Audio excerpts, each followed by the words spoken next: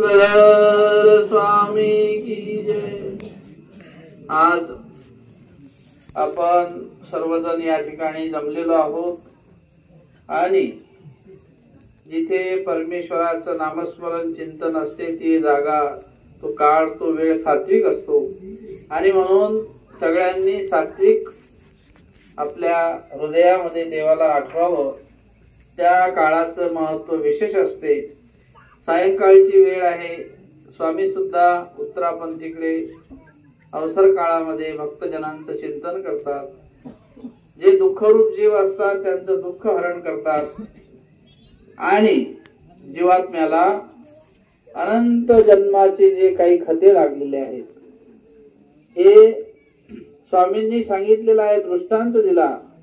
जसं एखाद्याच्या आपण घरामध्ये तुमच्या अवजार असतात शेतकऱ्यांच्या, कोणाच्या घरात विळा असतो, कोणा कुऱ्हाड असते, तुता असते, फावडं असते, कधी कधी चाकू असतो, सुरा असतो, मग त्याला गंध लागतो। मग आपण खात्याकडे नेतो, लोहाराकडे नेतो, त्याला पाजून आणतो, त्याला धार देतो, पण खते हे आपाप नष्ट होत नाही, त्याला प्रक्रिया करावी लागते। स्वामींनी तसं या जीवासाठी हा दृष्टांत दिलेला आहे का अशाच प्रकारे जीवात्म्याच्या ठिकाणी सुद्धा खते आहेत। खत म्हणजे गंज लागलेला आहे। तो गंज जोपर्यंत फिटणार नाही तोपर्यंत जीव स्वरूपाच्या ठिकाणी शुद्धपण होत नाही। शुद्धपणा आल्याशिवाय परमेश्वराला जीवाचं उद्धरण करता येत नाही आणि ते शुद्धपण आपल्या ठिकाणी आहे, पण ते शुद्धपण हरपलेलं आहे। तसं या जीवाचा जो वर्ण आहे, आपल्या जीव स्वरूपाचा जो वर्ण आहे तो कसा आहे? स्फटिक म्हणजे पांढरा। कोणी जीव पाहिलेला आहे का? नाही, पण स्वामी श्री चक्रधरांनी सांगितलेला आहे की हा जो जीव आहे, जीव स्फटिकाकार, हा जो जीव आहे हा पांढऱ्या स्फटिकासारखा आहे। हे जीव स्वरूप मुळात शुद्ध आहे, पण कर्माने याला गंज लागलेला आहे। मतित्रय, अधविकार, जीवत्व हे जीवाच्या ठिकाणी असल्यामुळे याला गंज लागलेला आहे आणि तो गंज लागण्याचं कारण म्हणजेच जीवाच्या ठिकाणी एक दोष आहे, त्याचं नाव आहे अविद्या। अविद्या हा जो दोष आहे तो सगळ्या ठिकाणी आपल्या सोबत आहे। त्या अविद्यामुळे आपल्या जीव स्वरूपामध्ये पांढरेपणा होता, त्या पांढरेपणाला त्याने झाकून टाकलं। जसं उदाहरण देतात का पाण्यामध्ये जर शाई टाकली तर ते पाणी काळपट होऊन जाईल। पाण्यात जर काळी शाई टाकली पाणी काळपट होते, पाण्याचं पाणीपणच भंगून जाते। तसं या जीव स्वरूपाच्या पांढऱ्या वर्णावरती अविद्या हा दोष म्हणजे अविद्येचा वर्ण काळा आहे। अविद्या हा काय आहे? एक प्रकारचा गुण नाही, तो दोष आहे, पण मुळात लागलेला आहे जीव स्वरूपाच्या सोबत। जायचा जीव ताईची अविद्या। जेव्हापासून जीवाचं स्वरूप आहे तेव्हापासून ती अविद्या जीवाला लागलेली आहे आणि अविद्या हा अधविकार, अधमती याचं कार्य करणार दोषरूप द्वार आहे, गुणरूप नाही आणि ते दोषाकडे जीवाला नेत असते। अधमती ते सर्वदा, सदा सर्वदा जीवाला हिनची करू आवडे, चांगलं कमी करावं वाटते आणि वाईट जास्त करावं वाटते। हे जीवाचं मूळ स्वरूप आहे, स्थायी भाव आहे आणि म्हणून जीवाची ऊर्ध्वगती कमी आहे, अधोगती जास्त आहे। उदाहरण देतो की जसं तुम्ही एखादा वरून दगड डोंगरावरून जर खाली सोडला तर किती लवकर खाली येतो आणि तोच दगड जर खालून वर न्यायचा म्हटलं तर किती कष्ट लागतात। तसं जीवाची ऊर्ध्वगती वाढवायची असेल, जीवाला ऊर्ध्व व्हायचं असेल तर थोडेफार कष्ट होतील, पण कष्टामध्ये सुद्धा त्याचं फळ काही वेगळं असते। जेव्हा आपण आपल्या सांसारिक जीवनात प्रपंचात कष्ट करतो आणि मग म्हणतो की हे मी माझ्या कष्टाने कमवलेलं आहे, तुम्हाला त्याचं फळ आत्मिक समाधान असते, त्याची गोडी असते। तसं परमेश्वराचं जे कार्य आहे ते कार्य ज्याला समजलेलं असेल त्यासाठी सुद्धा थोडा प्रयत्न आपल्या ठिकाणी असला पाहिजे, थोडी श्रम आपल्या ठिकाणी होतील, दुःख होईल, पण सेवा, दास्य, भजने, पूजने गुण सांगितलेला आहे। त्या गुणामुळे परमेश्वर जीवाचं उद्धरण करतात, गुणामुळे परमेश्वर झळंबतात या परमार्गासाठी धर्मरूप क्रियेसाठी यांनी कष्ट घेतलेले आहे, काहीतरी शारीरिक सेवा केलेली आहे, काहीतरी एखादी साधू संतांच्या भजनापूजनाची क्रिया घडलेली आहे, याचा मोबदला आपल्याला परमेश्वर साक्षात देत असतात स्वतंत्र. कारण देव आणि भक्त दोघांचंच नातं आहे, तिसरा मधी कोणीच नाही, तिसरा कुठल्याही प्रकारचा मनुष्य नाही. आणि म्हणून आपल्या आत्म्याचं उद्धरण करावं आणि तो आत्मा आपल्या जीवनाचा काय आहे, आपणच त्या आत्म्याचे वैरी होतो आणि आपणच आपल्या आत्म्याचे मित्रही होतो. गीतेमध्ये असं म्हटलंय की उद्धरेदात्मनात्मानम आत्मानम अवसादय. आपल्या आत्म्याला आपणच उद्धरू शकतो आणि आपण आपल्या आत्म्याला आपणच बंधनातही टाकू शकतो. कर्मानुबंधीनी मनुष्य लोके. आपण कर्मबंधनामध्ये जीवाला अटकवू शकतो. पण ईश्वर अर्पण बुद्धीने जर कोणतं कर्म आपण करत असू, यद करोशी यदस्नाशी यज्जुहोशी ददाशी. मी जे जे करतो, खातो, पितो, उठतो, बसतो, झोपतो, हे देवा हे तू निर्माण केलेली सृष्टी आहे, तू निर्माण केलेले पदार्थ आहे, हे तुझे तुलाच मला द्यायचे आहे. मी एक निमित्त आहे, माझ्याजवळ देण्यासाठी काहीच नाही, मी निर्माण करू शकत नाही तर देऊ तरी काय शकणार आहे. आणि म्हणून आपण एक निमित्त असतो आणि ते निमित्त जाणणं हे फार महत्वाचं आहे. ज्याला निमित्तच कळालं नाही तो म्हणतो की मीच केलेलं आहे, सगळं माझंच कर्तृत्व आहे, माझ्यामुळे झालेलं आहे, मी होतो म्हणून झालं. अशा प्रकारचा भाव जीव स्वरूपी असला तर ती क्रिया गोसाव्यांच्या लेखी न लगे. त्यामध्ये हेतू संचरला, अभिमान संचरला, मान सन्मान सत्कीर्ती संचरली तर आपलं शास्त्र सांगते की प्रमाण शून्यते गोसाव्याच्या लेखी न लगे. जी गोष्ट प्रमाणाच्या वेगळी आहे, जी गोष्ट स्वामी श्री चक्रांच्या आज्ञेच्या वेगळी आहे, ती गोष्ट ती परमेश्वरापर्यंत पोहोचत नसते. त्याचं फळ ईश्वर देतात, पण फळाचं त्याचं दातृत्व जे आहे ते मौल्य मफीत आणि काही काळपर्यंत असते. पण जे ईश्वराचं दान आहे, ज्याला परमेश्वराच्या दानाची अपेक्षा असेल, ते नित्य दान आहे. ईश्वरीचे ते सकळही नित्य. परमेश्वर जे जीवाला देतात ते नित्य, सृष्टी संपेपर्यंत न संपणार अशा प्रकारचं दातृत्व परमेश्वर जीवाला देतात आणि या भवचक्रामधून जीवाला सोडवितात. अनंत जन्माचे 84 लक्षाचे फेरे हा जीवात्मा आपल्या कृत्याने कर्माने जोडत असतो आणि ते मात्र परमेश्वर भक्तीने चुकतात. ते मात्र परमेश्वराच्या नामाने स्मरणाने ईश्वराला जीवात्म्याची कणव उत्पन्न होते आणि परमेश्वर त्या जीवात्म्याला त्या दुःखापासून सोडत असतात. अशा प्रकारे या जीवात्म्याला जी अविद्या जी आहे ती अविद्या कशा प्रकारे वेगळी होते म्हणून स्वामी सांगतात की जसं फुटाणा असतो, तुम्हाला सगळ्यांना माहित आहे, हरभरा आहे, त्याला ओल द्यावी लागते, भिजवावा लागतो. तो फुटाणेकार त्याला पहिली वाळू देतो, त्याच्यात गरम करतो, मग दुसरी वाळू टाकतो, पुन्हा गरम करतो, तिसऱ्या वाळू टाकतो, पुन्हा गरम करतो, मग तो फुटाणा तयार होतो. एकाएकी झाला का? तो प्रक्रिया करावी लागली ना. पहिली वाळू टाकली, दुसरी टाकली, तिसरी वाळू टाकली, त्यावेळेला कुठे तो सुरेख मृदुत्व ये, त्या ठिकाणी चण्याचं कठीण पण निघून जाते आणि सुरेख नरम होतो, मृदूपणा येतो, सुंदर असं टरफल त्याच्या बाजूने पडते. कंचुकवट टरल होय, त्याची बाजूची जे काही वरचं टरफल असते थोड्याने ते बाजूने पडते आणि त्यावेळेला मूळ चना आपल्याला खायसाठी योग्य होतो. परमेश्वराने सामान्य दृष्टांत दिले आपल्यासाठी की अशा प्रकारे या जीवस्वरूपाला अविद्येचं कवच आहे, या दोषाचं कवच आहे, अविधीचं कवच आहे. आणि या दोषापासून जर तुम्हाला मुक्त व्हायचं असेल तर त्यासाठी जशी वाळू त्या चण्याला लागली, त्या वाळूमध्ये जशी प्रक्रिया करावी लागली, तशी ही कर्मरूप प्रक्रिया जी आहे ती आपल्या जीवनामध्ये आपण सातत्याने करतो. पण त्या कर्माला छेद जर द्यायचा असेल तर भक्तीची त्याला झांजर असली पाहिजे. त्या चण्याला जशी समजा झांजर बसल्याबरोबर तो त्याच्यापासून टरफलापासून टरफल वेगळं होऊन जाते, चनाचा पासून तो आहे तो वेगळा होतो. तसे इथं जीवात्म्या ठिकाणचे जे दोष आहे ते दोष परमेश्वर बाजूला करत असतात. एक एक दोष परमेश्वर बाजूला काढतात. या गोष्टीमुळे आपल्याला धर्मरूप आचरण हे फार महत्वाचं आहे. यासाठी आपण परमेश्वराशी सदैव जोडलेला असलो पाहिजे. देव माझा मी देवाचा, ऐशिया परी अशी जो का देमती. देव मी माझा आहे, मी देवाचा आहे, अशी भावना जीवाच्या ठिकाणी असली पाहिजे. आणि अशा भावनेने परमेश्वर त्या ठिकाणी त्याचा भजनाचा पूजनाचा प्रत्येक गोष्टीचा स्वीकार करत असतात.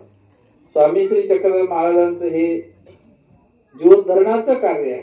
आज 800 वर्षापासून ही स्वामी श्री चक्रधरांच्या तत्वज्ञानाची परंपरा आहे आणि त्या परंपरेचे आपण सर्वजण पायिक आहोत. आपलं प्रत्येकाचं कर्तव्य आहे की मी धर्मरूप आचरण केलं पाहिजे. माझ्या ठिकाणी मी त्या परमेश्वराच्या कुठल्या ना कुठल्या अंगाने त्या परमेश्वराचं आपल्याकडे उत्तरदायित्व आहे. आपण त्यामध्ये कुठल्या ना कुठल्या रूपाने त्या सेवेमध्ये कुठल्या ना परिस्थितीनुसार त्यामध्ये आपण सहभागी झालोच पाहिजे. आणि म्हणून प्रत्येकाचं कर्तव्य आहे आपण प्रत्येकाने आपला धर्म आचरण करणं. जसं घरात 10 लोक असतील, मग हा करतो म्हणून त्याला लागणार नाही, ज्याचं केलेलं त्याला लागेल. ज्याचं कर्म त्याच्या सोबत आहे. कारण प्रत्येक जीव हा स्वतंत्र आर्जकत्व करणार आहे. जीवाला आर्जक असं म्हटलेलं आहे. प्रत्येक जीव हा स्वतंत्र कर्म जोडतो आणि स्वतंत्र कर्म भोगतो. ज्याचं कर्म तो जोडत असतो आणि ज्याचं कर्म तोच भोगत असतो. मग आता 10 जण मिळून थोडीच आहे. जोडताना मात्र आपण स्वतंत्र जोडलेला आहे, भोगताना सुद्धा स्वतंत्र आपल्यालाच भोगावं लागणार आहे. आणि म्हणून कर्म भोगता भोगता आपले अनंत जन्म वाया जातात. अनंत प्रकारच्या योनी आपण धारण करतो. पाहतो आपण की पशु पक्षी अनेक प्रकारच्या योनी असतात, अनेक प्रकारच्या दुःखरूप योनी आहेत. आणि म्हणून सगळ्यात महत्वाचं असते की या मनुष्य जन्मामध्ये आपण सत्कर्माचे संस्कार जोडत असतो. उदाहरणार्थ जसं आपण जर सत्वशील असू, सात्विकतेचं आपलं जीवन असेल तर निश्चितच हा संस्कार आपल्या जन्मोजन्मी पुढे चालत असतो. आपण जर का दुःखरूप एखादा हे संस्कार जोडलेला असेल आपल्या ठिकाणी, बोलण्यातून चालण्यातून वागण्यातून तो सत्वरूप भाव आपल्या ठिकाणी असला पाहिजे. आणि तो जर भाव असेल तर तो जन्मोजन्मी तुमचा पुढे सुद्धा सोबत असतो. जसं एखादं पहा की काही कुत्र असते, आपण त्याचं काही नाव घेत नाही तरी तुमच्या अंगावर येते, आणि एखादं तुमच्या जवळून जाते तरी तुम्हाला काहीच करत नाही. म्हणजे हा संस्कार कुठे जोडलेला असतो? मनुष्य जन्मामध्ये. ज्या मनुष्य जन्मात आपण जन्माला येतो तिथे जर आपल्या ठिकाणी आपण सत्वरूपता ठेवली नाही तर ते जोडण्याचा संस्कार तो अनेक जन्मोजन्मी सोबत. एखाद्या घरी गेले तुम्ही, एखादा बैल आपल्या अंगावर येतो, एखाद्या ठिकाणी जवळून गेलं तरी पण त्याचा संस्कार तो नरक योनीत गेला तरी त्याचा संस्कार जात नसतो. तो दुःखाचा संस्कार त्याच्यासोबत अनेक जन्माजन्मात असतो. अशा प्रकारे सत्कर्माचं फळ हे चांगलं असते. सत्कर्माचं फळ हे चांगल्या प्रकारे ईश्वर आपल्या धर्मरूप आचरणातून आपल्याला मिळत असते. आणि म्हणून आपल्या पूर्वजांनी आपल्याला सेवेचा वारसा दिलेला आहे. रुद्रपूरला एक प्रसंग घडला की सेवेचं काय महत्व आहे. तुम्ही ऐकलं असेल, वृद्धाचार आहे की एक बाबा होते, त्यांचं नाव होतं वाल्यराज, आणि त्यांच्याजवळ मंडळी होती 1000. किती लोक होते? 1000 लोक, हजारे वाल्यराज. आता ही आख्यायिका तुम्ही ऐकलेली आहे. पण कशामुळे त्यांना ते प्राप्त झालं? फक्त सेवेमुळे. सेवा किती महत्वाची आहे हे सांगायचे आहे. मग की एका गावाला त्या वाल्यराज बाबांचा मार्ग गेला. गेल्यानंतर त्या ठिकाणी अमराईमध्ये मार्ग उतरला. उतरल्यानंतर त्या गावातले लोक येणं जाणं करायचे. मार्गामध्ये देवपूजा, त्या ठिकाणी सगळ्यांची निरोपण वगैरे ऐकण्याचा सगळ्यांना दररोज लाभ व्हायचा. साधू संतांचा दर्शनाचा लाभ व्हायचा. पण त्या गावातील अत्यंत गरीब असलेला एक व्यक्ती होता, तो सुद्धा दररोज त्याला वेद संचरला. त्याला आपण मार्गवेद असं म्हणतो की स्थानवेद, नामवेद, मार्गवेद, मूर्तवेद 4 प्रकारचे वेद आहेत. तर तो त्या माणसाला वेद निर्माण झाला. वेद म्हणजे आवडी. त्या आवडीस्तव तो त्या ठिकाणी मार्गात जाऊ लागला. आणि मग त्याला एवढी आवडी संचरली का तो म्हणतो की आता मला मार्गासोबतच यायचं आहे. आणि मग त्या बाबांच्या त्या ठिकाणी तो सेवेमध्ये मार्गात सहभागी झाला. त्याने संन्यास घेतला आणि तिथून मार्ग पायी परिभ्रमण करत करत रुद्धपूरच्या दिशेने निघाला. पूर्वी रुद्धपूर हे गाव, या गावाचं महत्व आपल्या पूर्व आचार्यांनी सांगितलंय की त्या गावामध्ये कोणी संडास लघवी वगैरे करत नव्हते, कारण 1400 वर्ष रुद्धपुरामध्ये श्री गोविंद प्रभूंचं वास्तव्य झालं. ते गावातला कणकण पवित्र आहे. तिथे देव उठले बसले, साक्षात करचरणवंत ब्रह्म परमेश्वराचं स्वरूप त्या रुद्धपुरात नांदलेलं आहे. अनेक ठिकाणी खेळक्रीडा केल्या आणि म्हणून अशा पवित्र ठिकाणी आपण तिथे त्या ठिकाणी वास्तव्य करत असताना तिथे मलमूत्र सारत नव्हते, पायात चपला घालून फिरत नव्हते, असं पावित्र्य राखायचे. मग तिथे मार्ग गेला 100 लोकांचा. त्या ठिकाणी गेल्यानंतर त्या बाबांनी सांगितलं की या रुद्धपुरात मलमूत्र विसर्जित झालं पाहिजे नाही, परंतु हे मलमूत्र एका ठिकाणी गोळा करायचं आणि गावाच्या शिवेच्या बाहेर 3 किलोमीटरच्या बाहेर नेऊन टाकायचं. ही सेवा कोण घेते सांगा? आता ही सेवा फार दुर्गष्ट आहे, कठीण आहे. संडास लघवी नेऊन टाकणे काही सामान्य गोष्ट आहे का? त्याला पहिले मनातला विकल्प नष्ट करावा लागतो. मनातले जे काही आपले विकल्प भावना असतात त्याला नष्ट कराव्या लागतात. कुठलीही घृणा करावी लागत नाही. आणि मग त्या नवीनच संन्यास धारण केलेल्या पुरुषांनी सांगितलं की म्हणे बाबा ती सेवा माझ्याकडे द्या. आता बाबाला वाटतं हा नवीन माणूस आहे, करेल का नाही. तो म्हणतो की बाबा तुम्ही मला एवढी सेवा द्या, आणि मोठ्या मनाने बाबांनी त्यांना ती सेवा दिली. त्या पहा नवीनच व्यक्ती त्यांनी सेवेचा स्वीकार केलेला होता. दररोज 100 लोकांचं मलमूत्र त्या 2-2 डबे असे कावळ तयार केली, त्या कावळीमध्ये भरून गावाच्या बाहेर 3 किलोमीटर ते एका खड्ड्यामध्ये नेऊन टाकायचे. महिनाभर सेवा केली. आता ते जे गुरुजी आहेत त्यांचे, ज्यांच्या सेवेमध्ये ते होते, ते त्यांच्यावर प्रसन्न झाले की पहा की हे फार कठीण असलेली सेवा आणि या नवीन माणसाने केली. आणि मग त्यांचा वृद्धापकाळ आला. वृद्धापकाळ आला त्या बाबांचा. त्यांची जी प्रतिष्ठा होती, जी एवढी मोठी गादी, त्यांच्या सन्निधानात 100 लोक, पोथी पान ज्ञान तपस्वी असलेले बाबा, आणि त्यांची मार्ग व्यवस्था त्यांना पुढे चालवायची आणि त्यांना ही प्रतिष्ठा एकाला द्यायची होती. पण त्यांच्या सानिध्यात मोठे मोठे विद्वान पंडित शिष्य त्यांचे होते. मग बाबांनी सांगितलं की मला ही महंती देऊन टाकायची आहे. आता कोणाला द्यायची? प्रत्येकाला वाटे की आता बाबा कोणाचं नाव सांगतील. बाबांनी नाव सांगितलं फक्त आसन तयार करा. मार्गात सगळ्यांना बसायला सांगितलं. आसनाची तयारी झाली आणि आता महंत कोणाला करणार? ज्याला त्याला उत्सुकता लागली होती की आता बाबा कोणाचं नाव घेतील. कोणीतरी विद्वान पुरुष त्याचंच नाव घेतील ना. पण बाबांनी सांगितलं की जो आपलं मलमूत्र नेऊन टाकतो ना दररोज, त्याला ही मला प्रतिष्ठा द्यायची. आता सगळे आश्चर्यचकित झाले की ही सामान्य गोष्ट नाही की एखाद्या मार्ग मंडळीला पुढे चालवायचं आहे, त्याला तत्वज्ञान सांगावं लागते, व्यवहार सांभाळावा लागतो, त्या चौकात जाणं येणं करावं लागते. या माणसाला कुठलंही ज्ञान नाही, कुठलंही याच्याजवळ ज्ञान नाही, कुठलं सामर्थ्य नाही. अशा पुरुषाला बाबा हे प्रतिष्ठा देतात. पण श्री गुरुजी समोर कोण बोलणार? गुरुजींची आज्ञा आहे. या देवराम, गुरुजींची आज्ञा. आणि मग श्री गुरुजींची आज्ञा समजून या ठिकाणी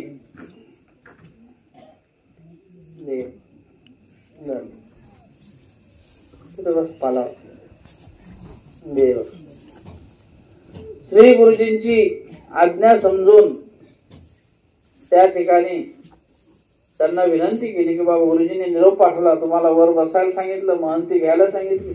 त्यावेळेला ते रडायला लागले. म्हणे बाबा ही गोष्ट अशक्य आहे, मी कसं काय हे सांभाळू शकतो आणि तुम्ही मला कसं काय देता? मी जी सेवा घेतली ती सेवा मला करू द्या. बाबांनी सांगितलं माझा मनोधर्म आहे, माझी इच्छा आहे की ही प्रतिष्ठा तुम्हाला द्यायची आहे. आणि मग बळजबरीनं 4 चौघाला धरून त्यांना आसनावर विराजमान केलं आणि एवढी मोठी वाल्यराज ही प्रतिष्ठा त्यांना देण्यात आली.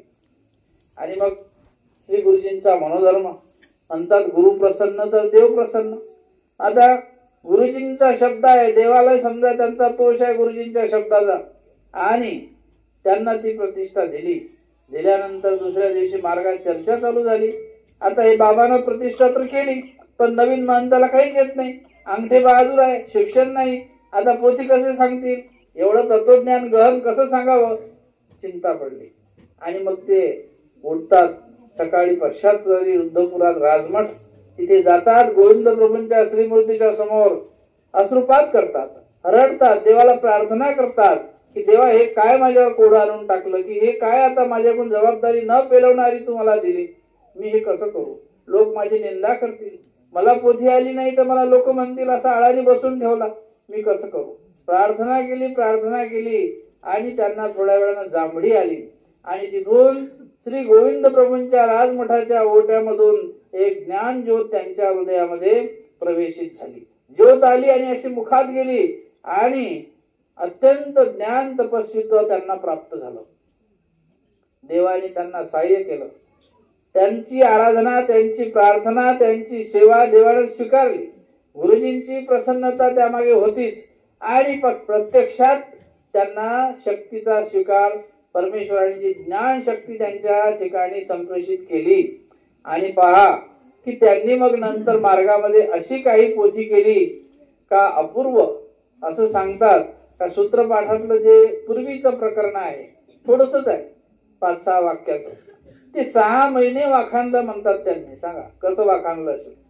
एवढीशे 10-12 वाक्य 6 महिन्यापर्यंत त्याच्यावरच बोलत राहिले. ते ज्ञान संपतच नव्हतं. एवढी देवाची अपूर्व किमया. अशा प्रकारे त्या परमार्ग सेवेने त्यांनी पहा त्या देवाला तोषविलं. आणि मग नंतर पहिल्या बाबाजवळ तर 100च मंडळी होती. त्या वालेदास बाबाजवळ यांच्याजवळ 1000 मंडळी झाली आणि त्यांचं पंथात काय नाव पडलं, हजारे वालेदास बाबा. आजही तो इतिहास अजरमर आहे. अशा प्रकारचं देवाचं सन्निधानाचं जे कार्य आहे ते परमेश्वराची सेवा, दास्य यामधून हा एक आपल्याला आपल्या आपल्या वृद्धाचारातून एक आदर्श दिला आहे. आदर्श त्या वृद्धाचारातून आपल्याला घेता येतो की अशाही प्रकारे ज्या प्रकारचं एक सेवेचं समजा द्वार आहे ते परमेश्वराने आपल्याला दिलेलं आहे. आणि परमेश्वर हा भावाचा भुकेला असतो. अंतकरणापूर्वक जर एखादी क्रिया केली तर देव ती स्वीकारत घेतात.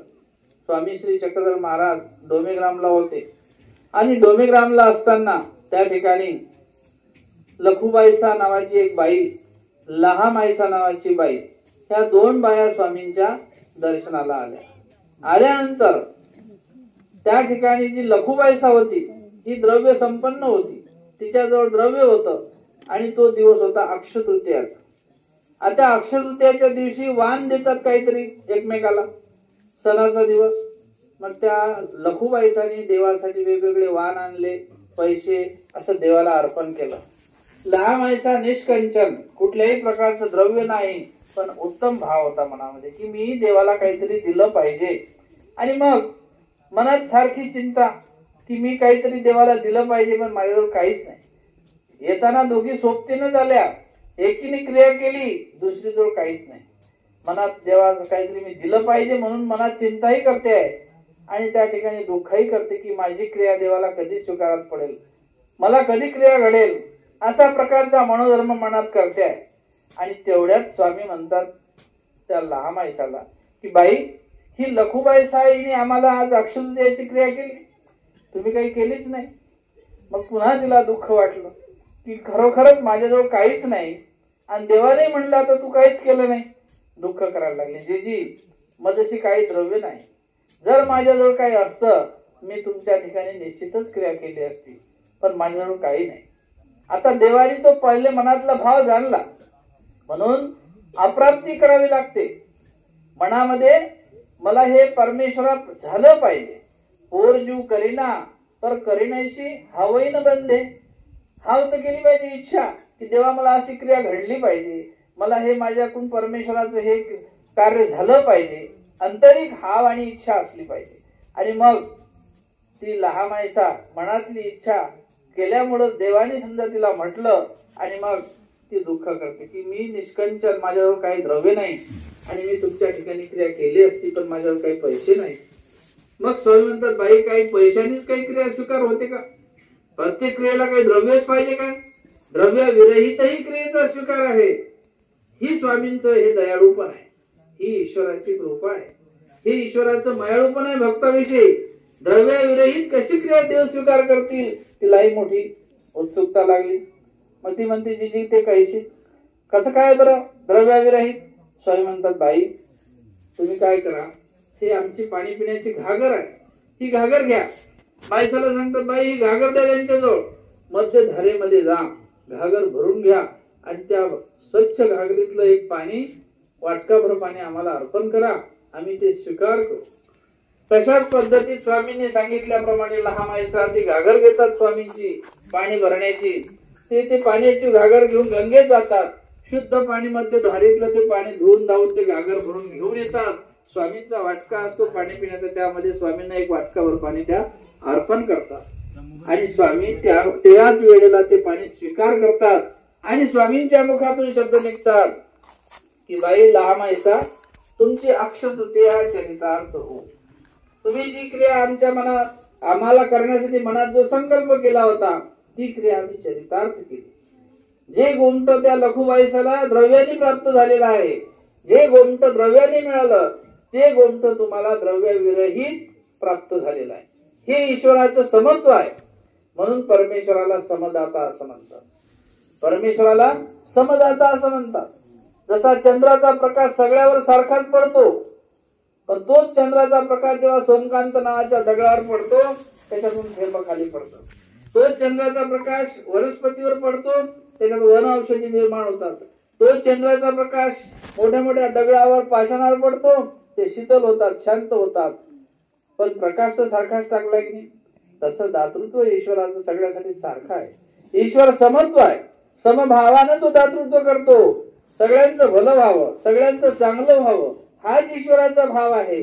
पण जीवाचं घेतद्वार स्थान आहे. काय आहे? तो घेताना मात्र थोडं थोडं घेतो आणि सगळा सारखा घेत नाही, आहे की नाही. म्हणून देवाने मोदळा सांगितलाय की तो सानेद्वार घेताना जसं मोदळा म्हणजे कणगी असते त्याच्यात टाकताना काय असते थोडं थोडं पडते. जुन्या कणगी असायच्या त्याचं वरचं छिद्र लहान आणि त्या कणगीचं खालचं झाकण काढलं का भरकन त्याच्यातून धान्य निघून जाते. तसा जीव थोडं थोडं जोडतो, पण एखादा मोठा अपराध घडला का एकदा सगळा तो परमेश्वरापासून मागेही चालला जातो. असा अविधीचा दोष घडतो. आणि म्हणून परमेश्वर दयाळू आहे, मयाळू आहे. स्वामी श्री चक्रधर महाराजांच्या सानिध्यात भट्टोबासांना जेव्हा स्वामी म्हणतात की जा तुम्ही रुद्धपूरला आणि त्या ठिकाणी जाऊन श्री प्रभूची सेवा करा. भट्टोबास म्हणतात की ते माहीम भट्ट आहेत, ते दररोज 3.5 आसू सुवर्णाचा व्यापार करतात, देवाच्या सेवेच्या उपयोगी आणतात. माझ्याजवळ काहीच नाही, मी कसं काय जाऊ. स्वामी म्हणतात की तू नसुद्धाची पुरेशी, तू नुसतं सेवा जरी केली तरी तुला त्याही पेक्षा माहीम भट्टांपेक्षाही आणखी तुला विशेष गोष्ट त्या सेवेने मिळणार आहे. अशा प्रकारे परमेश्वर ज्या वेळेचा जसा जो विधी असेल तशी ती क्रिया परमेश्वर स्वीकारात घेत असतात. आणि म्हणून देव म्हणतात की भावाचा भुकेला आहे. देवाला भाव अपेक्षित असतो. त्या क्रियेचा शुद्ध भाव जर असेल ती क्रिया पटकन स्वीकारातही पडते. आणि म्हणून ज्या आपल्या पूर्व परंपरा आहेत, जी आपल्याला पूर्वजांनी घालून दिलेली रूढी परंपरा आहे, हा जो ईश्वर मार्ग आहे हा 4 प्रकारांनी पुढे आजपर्यंत चालत आलेला आहे. ज्याला आपल्यामध्ये श्रुती असं म्हणतात. श्रुती म्हणजे देवाच्या मुखातून निघालेले वाक्य. जसं लीळा चरित्र हे प्रमाण म्हणतो आपण की ही गोष्ट देवाच्या सन्निधानात घडलेली आहे. साक्षात हा प्रसंग स्वामींच्या समोर घडलेला आहे आणि म्हणून श्रुती. त्यानंतर दुसरा प्रकार येतो स्मृती. स्मृती म्हणजे श्री नागदेवाचार्यांच्या मुखातून स्वामींनी त्यांना वरद पुरुष तुझे मुखे शास्त्रे न निघे. बाई हा काही आपुले बोलेल, हा एकीचेची बोलेल की, असे प्रमाण पुरुष म्हणजे भट्टोबास यांच्या सानिध्यात घडलेले प्रसंग. त्या प्रसंगाला आम्ही आठवतो की कसा जर पूर्वजांनी धर्म राखला, त्या काळात कशा प्रकारे ईश्वर धर्माचं रक्षण झालं, कशा प्रकारचा आदर्श त्या स्मृतीस्थळात आहे, तेही आमच्यासाठी एक धर्मरूप रक्षण आहे. त्याला स्मृती म्हणतात. त्यानंतर वृद्धाचार म्हणजेच जे काही पूर्वज होऊन गेलेले आहेत, मोठे मोठे परशुरामबास, कैशोरबास यांच्या काळामध्ये त्यांनी धर्मरक्षण कसं केलं, त्या ठिकाणी कशा प्रकारचा धर्म राखलेला आहे. आणि वृद्ध म्हणजे जो वृद्धांचा आचार म्हणजे श्रेष्ठांचा आचार, त्यामधूनही काही आपल्याला घेता येते. आणि मग मार्गरूढी. मार्गरूढीची परंपरा आज आपण देवपूजा करतो, आरती करतो, दंडोत घालतो. ही जे काही आपण समोर पाहतो ही मार्गरूढी. देवाला पवित्र विधी आला, पवित्र विधी करतो किंवा आपण अशा अशा प्रकारची आरती ओवाळणे, असा संकल्प सोडणे, हे जे काही सांप्रत्य परिस्थितीमध्ये आपण करतो, वर्तमान स्थितीमध्ये ही मार्गरूढीची परंपरा चालत आलेली आहे. किंवा याही पुढे परिवर्तन हे काळ सापेक्ष असतात, त्याला वर्तमान स्थिती असं म्हणतात. पाचवा प्रकार वर्तमान स्थिती म्हणजे काळावेळानुसार परिस्थितीनुसार तुम्हाला काही गोष्टी बदलाव्या लागतात, तर त्या गोष्टी तुम्ही बदलू शकता. कारण काळ असा असतो, वेळ असा असतो की ती गोष्ट त्या काळाला अनुरूप करावी लागते. काळा अनुरूप त्या गोष्टी, जसं म्हणतो की जुन्या काळात असं होतं पण ते आता या काळात नाही. म्हणजेच काळाच्या मानाने तुम्हाला बदलावं लागलं, काळाच्या मानाने काही गोष्टी स्वीकाराव्या लागतात. आणि म्हणून जुनं सोडून कधी नवंही स्वीकारावं लागते, कधी जुनंही धरावं लागते. अशा प्रकारची ही परिस्थिती धर्मामध्ये सुद्धा असते की धर्म आचरण करत असताना सुद्धा काही वेळेला नवं आणि जुनं असा संमिश्र हा प्रकार आहे आणि तो स्वीकारावा लागतो. आणि त्यालाच म्हणतात काल सापेक्ष आचरण. काल सापेक्ष म्हणजे कालानुरूप ज्या ज्या भागात, ज्या ज्या देशात, ज्या ज्या प्रदेशात जसं जसं ज्या ज्या भागाचं वर्तन असेल तसं तसं त्या ठिकाणी ते स्वीकारावं लागत असते. जसं उदाहरणार्थ तुमच्या भागात 9लाच भिक्षा होते, हेच जर आमच्या तिकडे गेलं खानदेशात तर तुम्हाला 11-12 होईल. आणि त्याही पलीकडे विदर्भात गेले तर 2 वाजता भिक्षा, तिकडे लोक 3 वाजता जेवतात. आणि त्याच्याही पलीकडे नागपूर गेले तर 4 वाजता जेवतात. म्हणजे काळानुरूप काही गोष्टी बदल कराव्या लागतात आणि तो स्वीकार आपल्याला करावाच लागतो. कारण काल सापेक्ष आचरण काही गोष्टीचं महत्वाचं असते. आणि म्हणून या ठिकाणी विधी मागे पुढे झाला तर स्वामी म्हणतात की अकरणी प्रत्यवायो नाही. अकरणी म्हणजे अशा प्रकारचा कुठला एखादा विधीचा क्रम बदलला, मागे पुढे झाला.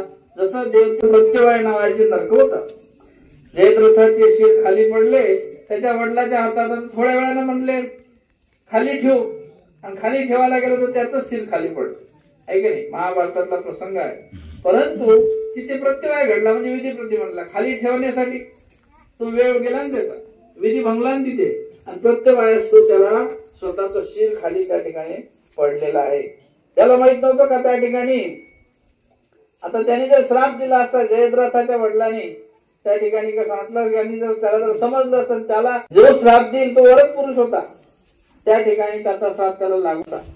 जसं अभिमन्यू मारल्यामुळे अर्जुनाने त्याचं खाली पाडलं, परंतु ते श्रीकृष्ण होतं.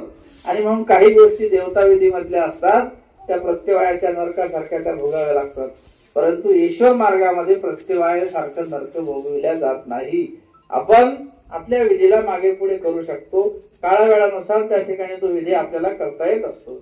अशा प्रकारे भावरूपता त्या विधीमधून भंगू न द्यावी. जसं बाईसा स्वामींच्या सन्निधानामध्ये असताना स्वामी म्हणतात की काही वेळेला दोषाचं आपल्याला दर्शन होते. बाईसा म्हणतात नेहमी तमतम करतात, भक्तिजन स्वामींना सांगायचे की जी बाईसा आहेत ना ह्या प्रेमी भक्त आहेत, एक कळिकेचं प्रेम स्वामींनी त्यांना दिलं होतं. परंतु स्वामी म्हणतात की बाई तमाचा मोठाळा, जरी त्या गरम असल्या, जरी बोलत असत्या, परंतु ईश्वरासाठी, धर्मासाठी, स्वतःसाठी कधी बाईसा कधी कोणाला बोलत नव्हत्या. आणि म्हणून त्यांच्या बोलण्यानेही कर्मनाश होत असतात. एखादा कोणी सत्पात्र महापात्र असतात, आपल्याला कोणी अशा शब्दानं कोणी एखादं महापुरुषानं एखादं बोलल्यानंतर आपल्याला त्याचं वाईट वाटू देऊ नये. कारण ते जर धर्मरूपी बोलणं असेल, यथार्थपणाचं बोलणं असेल, आणि आपण जर धर्मरूपी ते घेतलं, आपली कर्मनाश योग्यता होते. असं आमच्या जुन्या काळात म्हणायचे की एखाद्या तामस अधिकरण आहेत, गरम आहेत, पण धर्मासाठीच बोलणार आहेत, त्यांच्या जर सन्निधानात एखादा शिष्य असला तर त्यांचे लवकर कर्मनाश होतात, तत्काळ कर्मनाश त्याचे व्हायचे असं म्हणतात. कशामुळं की त्यांच्या बोलण्याला सुद्धा धर्माचं माप असते, ते धर्मरूप त्याच्यातून बोलत असतात. आणि म्हणून बाईसांच्या ठिकाणी सुद्धा स्वामी म्हणतात की बाई अशाच आहेत, जरी त्या तुम्हाला गरम वाटतील पण त्यांच्या बोलण्यामध्ये देव आहे, त्यांच्या बोलण्यामध्ये स्वामींवर स्वामींसाठी जर कोणी काही केलं तर लगेच त्या रागवतात. जसं ज्या वेळेला साधा स्वामी श्री चक्रधर महाराजांना दवना व्हायला आणि ते कलाशीला, आता त्या शेतकऱ्यांनी नवीन पाणी दिलं आणि पाणीमध्ये दवना पेरला. दवना तुमच्याकडे असतो का नाही? दवना पर्व आहे आपलं, एक स्वतंत्र विदर्भात असते तिकडं. तर तो दवना स्वासिक असतो, त्याचबरोबर थंड असतो.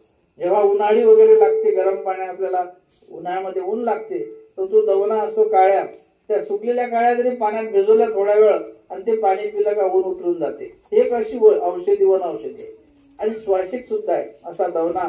मग तो एक महिना भर पर्व असतो दवना पर्व. तर त्या साधेनी कनाशीला तो दवना त्या शेतकऱ्याला मागितला. तो पाणी भरत होता, त्याने तो ओला दवना मुळासकट उपटला, त्या साधीला दिला. साधा ही साधीच होती. तिने तो दवना घेतला आणि देवाच्या श्री मुकुटावरती वाहिला. नांदीला स्वामी बसले होते, नांदीच्या स्थान कनाशीला. मग त्या ठिकाणी बाईसाने पाहिलं. बाईसा रागवल्या, शिव्या दिल्या आणि शिव्या दिल्यानंतर देवाला माहित होतं की बाई साधी आहे, हिला काही कळत नाही. देव म्हणतात बाई असू द्या, ही वराडीची साधी बाई आहे, हिला नाही कळलं, असू द्या, कशाला रागवता. देवाने समजा तिची बाजू घेतली. परंतु तीच गोष्ट जर बुद्धी पुरस्कार केली तर, आणि म्हणून एखादी गोष्ट बुद्धी पुरस्कार केली, जाणून केली, जाणत असताना, तर त्या ठिकाणी त्याचा दोष लागतो. पण जी गोष्ट कळत नकळत घडलेली असते, नकळत घडलेली गोष्ट ईश्वर काय आहे, दयाळू मयाळू आहेत आणि त्यामुळे परमेश्वर तो त्याचा जो काही दोष असतो तो पारखून टाकतात. त्या क्रियेला अनुताप असला पाहिजे. महादायसाला अनुलक्षण स्वामी म्हणतात की क्रियेशी अनुताप पुरस्कार. स्वामी श्री चक्रधर महाराज पैठणला तारांगुडीचा खेळ खेळत होते. तारांगुडी म्हणजे सुपारी आणि सारंग पंडित बसलेले आहेत. स्वामी इकडून सारंग पंडित तिकडून असा खेळ चालू आहे आणि ती सुपारी उडाली आणि महादायसा तिकडे सारवत होत्या. ती सुपारी तिकडे जाऊन पडली. आता पडल्यानंतर महादायसाने अशी ती धरली आणि अशी फेकून मारली. म्हणजे तिकडे द्यायची होती स्वामीला, अशी फेकून दिली. हातात उचलून द्यायला पाहिजे होती ना, ती देवाच्या डोक्यापासून घासून खाली गेली. लागली नाही पण अशी गेली. स्वामींनी कटाक्षून पाहिलं त्यांच्याकडं, महादायसाकडं. आणि मग महादायसाच्या लक्षात आलं की जर ही सुपारी आता देवाच्या डोक्याला लागली असती तर मला दोष लागला असता. मी उठून द्यायला पाहिजे होती. श्रेष्ठाचं मान कसं करावं. एखादी वस्तू कोणाला द्यायची असेल हाताने उचलून द्यावी, फेकून देऊ नये. हा याच्यातून आदर्श आहे त्या लेडीमधला.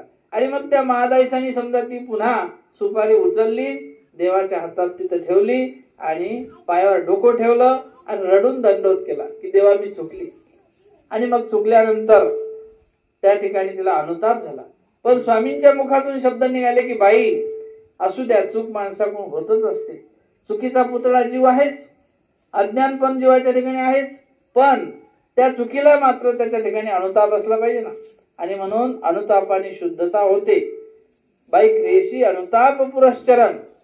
पुढे जी चालणारी चाल असते आपल्या दोषाची, पूर म्हणजे पुढे, श्चर म्हणजे चाल, न म्हणजे नाही, ती चाल तिथे खुंटून जाते. तो प्रसव तिथे थांबून जातो. हे प्रार्थनेचं बळ आहे आणि प्रार्थनेमुळे देव ती क्रिया स्वीकारात घेतात आणि तो आपला दोष त्या ठिकाणी नासत असतात. म्हणून महानुभाव संप्रदायामध्ये प्रसव मोडण्याची प्रथा आहे. परमार्गामध्ये मार्गोमार्गी प्रायश्चित विधीची प्रथा आहे, प्रसव मोडण्याची प्रथा आहे. आणि देव दयाळू मयाळू आहे. तो आपल्या अंतरातून जर हाक दिली, स्वामी उत्तरापंथीला जरी असतील तर तिथूनही तुमच्या त्या क्रियेचा स्वीकार करतात, आपला प्रायश्चित विधीचा स्वीकार करतात. अशा प्रकारे जीवनाच्या ठिकाणी आपण अनेक प्रकारच्या दोषाने युक्त असतो. कारण दोषाशिवाय कोणता मनुष्यच नाही. प्रत्येकाच्या ठिकाणी दोष आहे आणि मागचे आहेत, पुढेही तो जोडणारच आहे. न संपणार हे जीवाचं रहाटगाड आहे. स्वामी म्हणतात की रहाट घटिकेप्रमाणे हे आपलं कर्म जे आहे हे रहाट घटिकेप्रमाणे. पूर्वी रहाट घटिका पाण्यामध्ये जायची, खालून पाणी त्या मडक्यामध्ये भरायचं, वर टाकायचं, बैलाची मोठ टाकलायची आहे ना. तर भरणे रिचवणे, भरणे रिचवणे, पाणी भरले जाते, कमी रिचवले जाते. एक दिवस भोगलं, दुसरं आपल्याला परत भोगावं लागते, परत जोडावतो आपण, जोडतो, परत झोपतो. हे न संपणार रहाटगाडा आहे. आणि म्हणून स्वामी म्हणतात की दयाचे यातायात पारुखती. तुम्हाला जर समजा यातायात पारुखायचे असतील तर एक ब्रह्मविद्या अशी आहे, परमेश्वराचं तत्वज्ञान. ही ब्रह्मविद्या ज्याला झाली त्याचे यातायात पारुखती. हे परमेश्वराचं ज्ञान आहे, हे परमेश्वराचं ज्ञान चक्र आहे. हे जीवाचे यातायात, संस्कृतीचा फेरा छेदण्यासाठी स्वामींनी सांगितलेलं हे तत्वज्ञान आहे. आणि म्हणून या तत्वज्ञानाच्या माध्यमातूनच जीवाला शुद्धता निर्माण होते. असं आपल्या शास्त्रात सांगितलंय की ज्ञानेविनी जीवाशी चोखाळले पंते नव्हेची. ज्ञानाशिवाय जीवाच्या स्वरूपाची शुद्धता होऊ शकत नाही. ज्ञान हे परमेश्वराचं शक्तिरूप द्वार आहे. पण ते ज्ञान एकाएकी होत नसते. कोणाला वेदाने काही गोष्टी समजतात, सगळ्यालाच काही ईश्वराचं शक्तिरूप द्वार होणार नाही.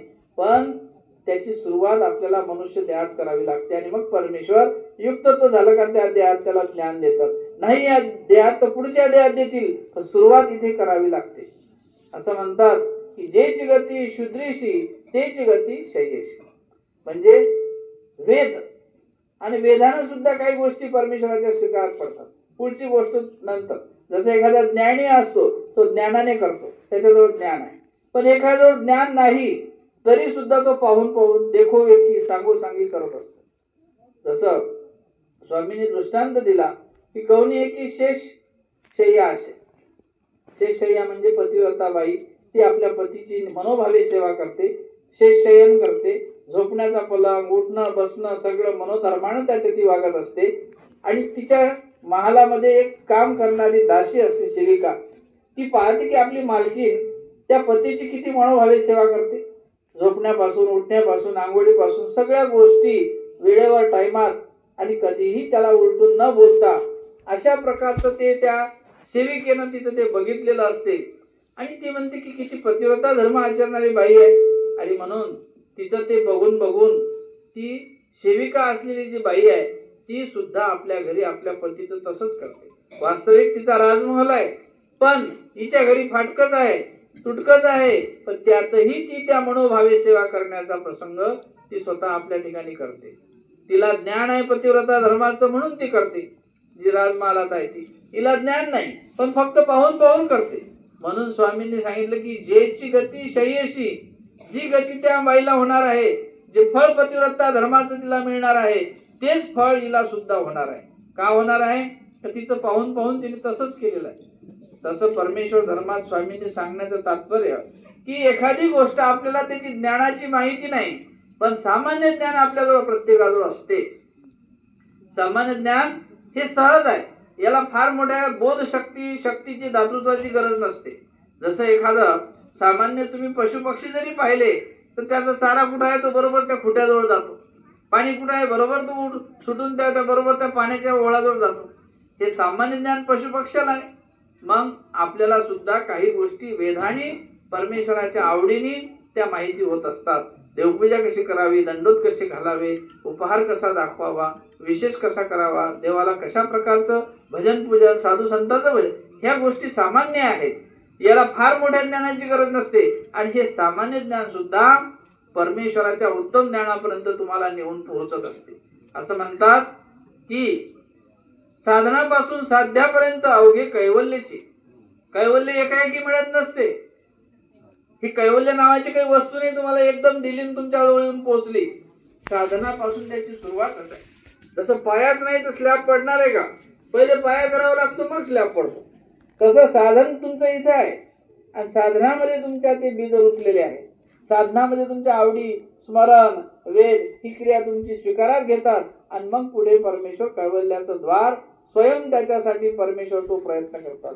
त्याला इकडे तिकडे जाऊ देत नाही, त्याला कुठला अविधीचा वाराही लागू देत नाही. ती जबाबदारी परमेश्वर घेतात. एकाशी अल्प प्रयत्ने बहुत साई असं म्हटलेलं आहे की काही गोष्टी अशा असतात, काही गोष्टी आपल्या मागून आलेल्या असतात. आपला अधिकार उज्ज्वल असतो आणि उज्ज्वल अधिकार असल्यामुळे तो पटकन पुढे पुढे निघून जातो. पण काही लोकांचा उज्ज्वल अधिकार नसतो, त्याला सुरुवात इथून करावी लागते. त्याची सुरुवातच इथून असते. आणि म्हणून ज्याचं मागचं आहे त्याला प्रयत्न करायची गरज नाही. अल्प प्रयत्ने बहुत साह्य. थोडस काही केलं, पहा एखाद्याची बुद्धी अशी असते, थोडस वाचलं लगेच पाठ होत त्याचं. एखाद्याने 30 गोष्ट 10 वेळा वाचली तरी पाठ होत नाही. म्हणजे मागे कुठेतरी त्या ईश्वर धर्माला वेळ तुम्ही थोडाफार दिलाय, तो वेळ इथे उपयोगी येतो. आताचे तो वैसे घेपे पाठी अनुभवे जाणार, असं स्वामींनी सांगितलं की तुम्ही ज्यांनी त्या ठिकाणी ईश्वराला आपण पे दिजे तर हे आपण पे दे. ज्याला परमेश्वर धर्माला कोणी आपण पे, आप म्हणजे अंतर, नप म्हणजे बाह्य. अंतर्बाह्य ती प्रक्रिया करावी लागते. अंतर्बाह्य कोणती गोष्ट करावी लागते. नुसतं वरवळ केल्याने होणार नाही. आणि म्हणून स्वामी सांगितलं की भीतरी असे ते बर्वे, जे हृदयामध्ये आहे, जे अंतरामध्ये आहे त्याला बर्व पण म्हटलंय स्वामी. मनातून जी गोष्ट केल्या जाते ती क्रिया विशेष स्वीकारात पडते.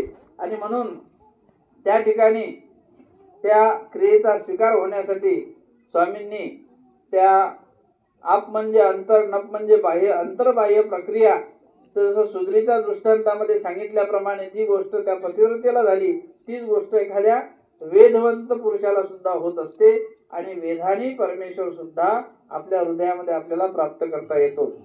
आपण स्वामी श्री चक्रधर महाराजांचं सन्निधान पाहिलं तर सन्निधानामध्ये सुद्धा आज जी परिस्थिती आहे, आजच्या परिस्थितीचे माणसं आपल्याला तेव्हाही बघायला मिळतात. तेव्हाही पाहिला आपण की भट्टोबासांसारखे सप्तव्यसनी दांडाळे आहेत, पण स्वामींचा स्पर्श झाला ते सप्तव्यसन निघून गेले, परिवर्तन झालं. कितीतरी परिवर्तन झालेलं आहे. स्वामींनी सांगितलं की याच्या ठिकाणी आता देव पण आलेला आहे. महादेशाला सांगितलं जाता जाताना उत्तरापंथीकडं की तुमचा भाऊ आहे, तर याला तुम्ही आता भाऊ म्हणू नका, हा तुमचा भाऊ राहिला नाही. याच्यात परिवर्तन झालं. गुंडा तर तोची, तेले शेंदुरे अनेकाचे नवसे पूर्वी. जसा एखादा दगड असतो, त्या दगडाला तुम्ही जर समजा वखरावर ठेवता, नागरावर ठेवता, पण काही काळाच्या निमित्ताने त्यालाच तो दगड काढतात, धुवून त्याला देवपण आणून नंतर शेंदूर लावून त्या ठिकाणी गंध वाहतात. अशी परंपरा आहे. पण तो दगड राहिला का? त्याला देव पण आणलं गेलं. दगड तो आहे, पण त्याला परिवर्तन झालं. तसं परमेश्वराचं सानिध्य भट्टोबासांना लाभलं आणि मग अनेकांचे नवसे जो दगड जसा पुरवतो तसं भट्टोबा सुद्धा त्यांच्या मुखातून जो निघालेला शब्द तो कधी वाया जात नव्हता. वेदवंती ना अगदी वायशी म्हणते. परमेश्वराच्या मुखातून जशा शब्दाला वेद, तसा भक्ताचा सुद्धा महिमा विशेष आहे की तीच गती त्यांच्याही ठिकाणी प्राप्त झालेली आहे स्वामींच्या कृपा प्रसादाने. भक्त तो भक्तच असतो, परंतु भक्ताच्याही ठिकाणी एक परमेश्वराचा धर्मरूप आचार आहे आणि म्हणून तोही आपल्यासाठी श्रेष्ठ असतो. म्हणून आपण म्हणतो आठही भक्त, चारही ज्ञानी. 8 भक्त आहेत आणि 4 ज्ञानी आहेत. हे 4 भक्त 8 ज्ञानी आहे. आपलं 4 ज्ञानी आणि 8 भक्त यांची सुद्धा आपण आठवण करत असतो. कारण भक्ताशिवाय परमेश्वर, त्याला परमेश्वराचं ज्याला प्रेम पाहिजे त्याला भक्तत्व व्हावं लागते. आणि भक्त म्हणजे जो होत नाही विभक्त तो भक्त. कधीच तो परमेश्वरापासून विभक्त होत नसतो, म्हणून त्याला भक्त असं म्हणतात. तर स्वामी श्री चक्रधर महाराजांच्या सानिध्यात साधा ही एक बाई अत्यंत धार्मिक वृत्तीची आहे आणि ती गोविंद प्रभूंनाही तिने प्रसन्न केलेला आहे आणि आमच्या स्वामी श्री चक्रधरांनाही प्रसन्न केला आहे. म्हणून साधेचा भाव भोळा. जसं आपण आता प्रसाद नमस्कार करतो, वस्तू नमस्कार करतो, की त्यामध्ये साधेला देवाने दाढ, नख, केशकळाप, अनुलेपन अशा प्रकारे मूर्तिनिष्ठ 4 पदार्थ आहेत. तर त्यापैकी दाढ, नख, केशकळाप आणि फोडी सुपारी. देवाची प्रसन्नता पहा साधेवर कशी आहे. हे 4ही वस्तू तिला दिल्या आणि तिच्या ओटीमध्ये टाकल्या आणि सांगितले की हे तू आता सांभाळ. तिने सुद्धा सांभाळल्या आणि आपल्या परमार्ग परंपरेमध्ये हे मूर्तिनिष्ठ प्रसाद आलेले आहेत. खामनीकर पिढी, वेगवेगळ्या पिढीमध्ये अशा काही काही वस्तू आहेत. त्याचं ज्ञान आपल्याला पंथीय ज्ञानामध्ये होते. तर आमची वर्धनस्थ पिढी आहे. केशकळाप आहे आमच्याकडे देवाचा. साक्षात श्री गोविंद प्रभूंचे केशकळाप म्हणजे डोक्यावरचे केश, त्याची जुडी आमच्या पिढीमध्ये आहे. खामनीकर पिढी दाढ आहे. जावळे पिढीमध्ये नखाचा विशेष आहे आणि फोड म्हणजे सुपारीची प्रसन्न होऊन दिली.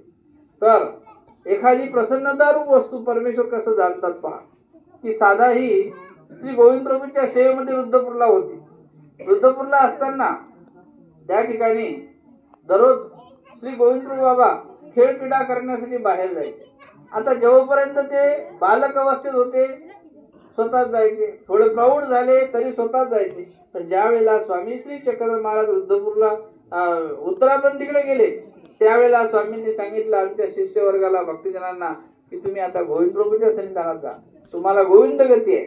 ते गेले. मग त्या ठिकाणी गोविंद प्रभूंचा नेहमी त्रिकाळ अवसरबाईचा, आपलं आबाईचा, भक्तिजन सगळी मंडळी करायचे आणि मग श्री गोविंद प्रभू बाबांना ते पालखीमध्ये नगर प्रदक्षिणा करायचे. कारण त्यांना दररोज बाहेर जावं लागायचं. ते वेळ खेळ क्रीडा करण्यासाठी दररोज बाहेर जायचे आणि ती सवय त्यांची गेली नाही. त्यांना सांगायची जाऊ नका पण ऐकत नव्हते. चालणं होत नव्हतं. वृद्धापकाळाला थरथर शरीर कापायचं, पण तरी ते म्हणायचे मला बाहेर जायचं. आणि मग त्यांना तसं न जाऊ देता त्यांनी एक पालखी, त्या ठिकाणचा राजा जगळदरणा रामधरणा त्या भागामध्ये होता आणि तिकडे जगळधरणा नावाचा देऊरवाड्याचा राजा मांडलिक त्यांनी ती पालखी दिली आणि त्या पालखीमध्ये बसून श्री गोविंद प्रभूंना फिरून आणायचे. मग आता ते रुद्रपूरचा महाद्वार, त्याचं द्वार फार मोठं होतं, मोठा दरवाजा होता आणि मग श्री गोविंद प्रभूंचा प्रसाद घेण्यासाठी सर्वजण हात असे पुढे करायचे. तर गोविंद प्रभूंचं जेव्हा महाद्वार उघडला जायचं तेव्हा हास्य करायचे आणि तोंडातलं श्रीमुखीचं जे तांबूळ आहे ते सगळ्यांना थोडा थोडा प्रसाद पण मिळायचा. सगळेजण प्रसाद खायचे, शिष्यवर्ग. एवढं त्या प्रसादाचं महत्व सगळ्यांना होतं. पण त्या दरवाजाला एक जण ओढून धरावं लागे तेव्हा ती पालखी बाहेर निघायची. ओढून धरण्याचं काम कोणाकडचं होतं? साधेचं. त्या साधेला सांगितलं की बाई हे दरवाजा तुम्ही दररोज ओढून धरून ठेवायचा आणि बाकीचे सगळेजण प्रसाद घ्यायचे, तिला काही प्रसाद भेटत नसायचा. पण गोविंद बाबा जरी वेडी पिशी मूर्त पण दयाळू मायाळू, परमेश्वराचं स्वरूप काय वेडपिस असते का? तो जीवासाठी स्वीकारलेला एक प्रकारचा तो त्यांनी तसा स्वीकार घेतलेला आहे. एखाद्या जीवात्म्याचं शरीर पहा, परमेश्वराचं किती जीवासाठी कर्तृत्व आहे. या देहातून लक्षात येईल की एखाद्याचा दुःखरूप लेप आहे, त्याला सुखाला पाठवून दिलं आणि तो लेप स्वतः देवाने स्वीकारला त्या जीवात्म्याचा. वास्तविक चांगला स्वीकारू शकले असते. ईश्वराला काय नाही, परमेश्वराने आज्ञा करावी सगळं व्हावं, सृष्टीचा नियंता आहे, स्वतःसाठी चांगला वेळ स्वीकारू शकला असता. परंतु त्या लेपाचं जे काही दुःख आहे, त्या लेपाच्या स्वरूपाच्या ज्या क्रिया आहेत त्या स्वतः स्वीकार केल्या. तसं गोवारी ज्वार निवृत्ती, त्याच्या पाठीशी झोपून आपल्या अंगावर तो स्वामींनी ज्वार घेतला, 3 दिवस ताप स्वतः भोगला. त्याची कण होती. तसं इथं सुद्धा त्या जीवात्म्याने काही बलवत्तर कण जोडलेली असेल की देवाने तो लेप स्वीकारावा आणि त्याला सुखाला पाठवलं आणि त्याचा वेडापिसा लेप आमच्या गोविंद प्रभूंनी स्वीकार केला. अशा प्रकारे देव पहा जीवाचे कसे दुःख स्वतःवरही घेतात. जे मायामूर्त आहे त्या माध्यमातून तो भोग त्या ठिकाणी देव स्वतःवर घेतात. आणि म्हणून त्या ठिकाणी श्री गोविंद प्रभू बाबा ते पालखी ज्या वेळेला जायची तर मग साधा दरवाजा धरायचा आणि असं दररोज व्हायचं. पण एक दिवशी गोविंद प्रभू बाबाला वाटलं की सगळ्यांना प्रसाद भेटतो आणि साधेला प्रसाद मिळत नाही आणि म्हणून श्री गोविंद प्रभू बाबांनी एवढा असा सुपारीचा खडा आपल्या तोंडामध्ये असा धरून ठेवला आणि सगळे जेव्हा पालखी बाहेर आणली हास्य स्वीकारलं आणि सगळ्यांना तो प्रसाद मिळाला. आणि मग पुन्हा साधेनी त्या ठिकाणी दरवाजा लावला आणि स्वामींना येऊन दंडोत केला. स्वामींच्या मांडीवरती डोकं ठेवलं गोविंद प्रभूंच्या. परंतु त्या दिवशी मात्र डोकं ठेवल्यानंतर देवाने आपल्या मुखात असलेला सुपारीचा एवढा खडा काढला आणि पटकन साधेच्या हातामध्ये दिला आणि साधेला सांगितलं की हा घ्या तुम्हाला. प्रसन्न होऊन देवाने दिला. म्हणून तो पोळीचा प्रसाद सुद्धा दाड नख केश कळाप फोडी प्रसन्न भवनी दिले सादाशी. अशा प्रकारे स्वामींची प्रसन्नता, देवाची प्रसन्नता या वस्तूमध्ये असते, या प्रसादामध्ये असते आणि ती प्रसन्नता नमस्कार केल्यामुळे आपल्याही या शरीराला त्याचा स्पर्श जेव्हा होतो ते त्या ठिकाणी त्याचं सत्वरूपतेच भाग. कारण प्रसन्नता ऐसा एक धर्म ईश्वरीची आती. प्रसन्नता आपल्याजवळ नाही. जीव निरानंदी आहे. जीवाचं मूळ स्वरूप कसं आहे? निरानंदी आहे. आनंदच नाही जीवाच्या मूळ स्वरूपाच्या ठिकाणी. मग याच्याजवळ येऊ प्रसन्नता. मग ही देवाची प्रसन्नता, धर्माची प्रसन्नता आहे, साधू संतांची प्रसन्नता. साधू संतांची जरी प्रसन्नता असेल तर साधू संतांजवळ प्रसन्नता नाही, ती सुद्धा देवाच्या धर्मातून त्यांनी प्राप्त केलेली आहे. आणि म्हणतात गुरु प्रसन्नता, म्हणजे गुरुच्या ठिकाणी असलेली एक ईश्वराच्या दातृत्वाची प्रसन्नता असते. म्हणून तो शब्द पुढे लयाला जातो. त्यांच्या प्रसन्नतेने एखादं वाक्य असं ते पुढे कार्य होत राहते, कारण त्यामागे ईश्वराचं अधिष्ठान असते. तसं इथे सुद्धा या परमेश्वराच्या मूर्तिनिष्ठ प्रसाद असो का वस्तुनिष्ठ असो, जसं आपण प्रसाद नमस करतो, विशेष नमस करतो, त्यामध्ये विशेष प्रकारची प्रसन्नता कार्य करत असते. त्या प्रसन्नतेला आपलं डोकं लागलं, त्या विशेषाला आपलं डोकं लागलं आणि म्हणून सांगितलं की त्रिकाळ प्रसाद सेवा करावी. म्हणजे त्रिकाळ त्या ठिकाणी आपल्याला जे विशेष आहे ते वंदन केले पाहिजे. त्यामुळं त्या प्रसन्नतेचा जो स्पर्श आहे तो आपल्या शरीराला होतो. कोणतंही आपल्याजवळ औषध नाही, आपण चरणोदक घेतलं त्या विशेषाचं तरी सुद्धा आपल्याला एक पवित्रपणा येऊ शकतो. आपली श्रद्धा कार्य करत असते, भाव कार्य करते, परंतु भावनेनं त्या गोष्टी आपल्याला कराव्या लागतात. आणि म्हणून त्याचा स्पर्श आपल्या हृदयात जर असेल तर निश्चितच देव सुद्धा आपल्या प्रत्येक क्षणोक्षणाला आपल्या भक्ताला रक्षण करण्यासाठी ईश्वर समर्थ आहे. समर्थो धर्म आचरित असं म्हटलेलं आहे की देवाचा धर्म तुम्ही निर्भीडपणे समर्थपणे आचरण करा, देव तुम्हाला नक्की साथ देणार आहे. आपण नक्की फक्त त्या ठिकाणी तसं श्रीमती देवे करावे ते केले, पुरुषे करावे ते केले. देवाला सांगितलं देवतीला की देवाने कळ केलेला आहे आणि पुरुषाचा कळ राहिलेला आहे. म्हणून आद्यंती दैव मध्ये पुरुष. देवाने तुम्हाला जागा दाखवून दिली, देवाने तुम्हाला धर्म दाखवून दिला, तुम्हाला परमेश्वराचा रस्ता दाखवून दिलेला आहे. पण आता रस्त्याने चालताना कोणता रस्ता घ्यावा म्हणून माळेकराच्या दृष्टांताप्रमाणे आता एक शेतातलं उदाहरण स्वामींनी सांगितलेलं आहे की तुम्ही राखण करता शेताचं, त्याच्यात असा मासा बनवता म्हणजे माळा बनवता, त्याच्यावर उभं राहून पाखरं वगैरे कोणी कोणी चोर चपेट येऊ नये, कोणी काही येऊ नये म्हणून रक्षण करता त्या माळ्यावर शेताचं. मग तिथून एक रस्ता चाललेला असतो, तो रस्ता चालला असतो, तिथून एक मनुष्य येतो, तो रस्ता विचारतो आपल्याला. आता तिथे 2 फाटे फुटतात रस्त्याचे. तो म्हणतो का मला या गावाला जायचं आहे, मग आता इथून मी कुठून जाऊ? मग त्यावेळेला तो माच्यावरचा सांगतो बाबा हा रस्ता आहे ना, हा चाललेला आहे ना, हा चांगला आहे. इकडून मोठे मोठे गावं आहे, शहर आहे, लोक तुला येणारे वर्दळ करणारे भेटतील आणि तू व्यवस्थित जाशील. या रस्त्याने जर गेला, इकडून चोर आहेत, वाघ आहेत, प्राणी आहे, पशु आहे, श्वापद आहे, तुला उपद्रव होईल. आता त्यांनी दोन्ही रस्ते सांगितले. तसं परमेश्वर या पृथ्वी तलावरती येतात आणि पृथ्वी तलावरती येऊन आपल्या दोन्ही वाटा दाखवतात. मनुष्य वेशाला परमेश्वर स्वीकार करतात आणि आपल्याला 2 रस्ते दाखवतात, इकडून जा का इकडून जा. पण निर्णय करणं आपलं काम आहे ना. देवाने दाखवलं, तुम्हाला मार्ग दाखवलाय. आता आचरण करणे ही जीवाची पद्धती आहे. म्हणून पूर्व आणि उत्तर, पूर्वीला ज्ञान देणे, मार्ग दाखवणे हे ईश्वराचं काम आहे. आणि जीव स्वातंत्र्य जे असते की मी हे काय करावं काय नाही करावं हे जीवाचं कर्तृत्व आहे. कारण त्याला जीव हा स्वतंत्र पदार्थ आहे म्हणून ती त्याची स्वातंत्र्य आहे. नाहीतर परमेश्वरानं जर त्याला मार्गालाही लावलं असतं स्वतःच, तर मग जीवाचं जीव पण नष्ट झालं असतं. जीव स्वतंत्र याच्यासाठीच आहे का ती स्वातंत्र्य कोणाला देता येत नसते. जसं आपण म्हणतो की स्वतंत्र विचार आहे तो माझा व्यक्तिगत आहे, तो व्यक्तिगत विचार तो व्यक्तीसाठीच आहे. तसं जीवाची स्वातंत्र्य स्वतःसाठी आहे. ती स्वातंत्र्य देवताही बदलू शकत नाही, परमेश्वरही बदलू शकत नाही. ती स्वातंत्र्य आपल्या हाती असते की मी शरण जायचं का नाही जायचं हा निर्णय फक्त जीवच करू शकतो, दुसराही मनुष्य करू शकत नाही. कोणी कोणाला चेष्टा करतो कारण तो अंतराचा भाग आहे. आणि म्हणून जे जीव स्वातंत्र्य असते ती स्वातंत्र्य परमेश्वराला समर्पित करता आली पाहिजे. स्वतःनं आपल्या मनानं आपण ते केलं पाहिजे. आणि जर त्या स्वातंत्र्याने आपण देवाला शरण गेलो तर स्वामी म्हणतात की स्वातंत्र्य हा मोक्ष. ही स्वातंत्र्यता तुम्हाला मोक्षापर्यंत नेऊन पोहोचविते. तिसऱ्याचं काम नाही, कोणीच लागत नाही. कर्मराहाटीमध्ये तरी संलग्न तुमच्या सोबत असते. तुम्ही एखादं कार्य केलं, एखादी क्रियेची अभिमानिनी असते, युगाची अभिमानिनी, ग्रामाभिमानिनी, देवता वेगवेगळ्या प्रकारे तुम्हाला त्या ठिकाणी त्यामध्ये सहाय्य करतात. त्या ठिकाणी तुम्हाला त्या देवतेचं अधीनत्वात तुम्हाला चालावं लागते. इथे कोणतीही देवता अधीनत्वात नसते. जेव्हा तुम्ही ईश्वराकडे लक्ष लागलेला असता कुठल्याच प्रकारची देवताही तुम्हाला अडथळा करत नाही आणि कुठलाही तुम्हाला अडथळा होत नाही. का होत नाही?